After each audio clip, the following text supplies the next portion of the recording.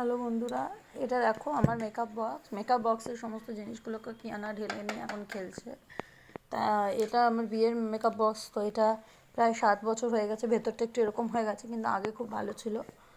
আর মেকআপের জিনিসগুলো, এই মা সব ব্ল্যাক করে দিচ্ছিস কেন? রাখ। সব রেভলনের দেওয়া হয়েছিল, এই যে স্কিন লাইটের জন্য, স্কিন গ্লো করে যাতে, সেই জন্য এটা ছিল। এগুলো অনেক দামও, কিন্তু এগুলো সব এক্সপায়ার হয়ে গেছে। এটা হচ্ছে রেভলনের মেকআপের আগে যেটা ইউজ করে, কিন্তু এগুলো সবই এক্সপায়ার হয়ে গেছে। দেখছো কেমন বন্ধুরা শুকিয়ে গিয়েছে। খুব ভালো প্রোডাক্ট ছিল।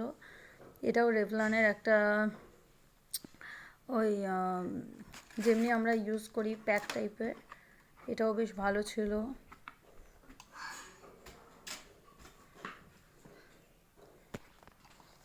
বাকি রেভলনের দেবানা ওটা ওটা রাখো।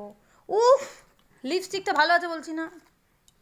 এটা একটা লিপ লাইনার, কালারটা বেশ ভালো ছিল, দেখাচ্ছি। এটা আমার হাতে একটা ঘা হয়েছে, এই যে এই কালারের রেভলনের লিপস্টিকটা তো ওইখানে রেখে এসেছি। দে মানা, দেখাতে দে। এটা রেভলনের কাজলটা, ভীষণ ডার্ক এর শেডটা। দেখো বন্ধুরা, আমি আঙুলে কেটে দেখাচ্ছি, দেখো ভীষণই ডার্ক এর শেডটা।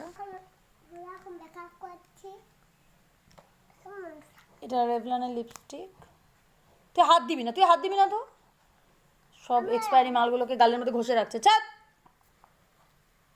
কিয়ানা কোনো কথাই শোনে না, সব কিছুতে হাত দিচ্ছে। যাই হোক, লিপস্টিকের কালারটা আমি দেখাচ্ছি। এটা আমি অনেক ইউজ করছিলাম।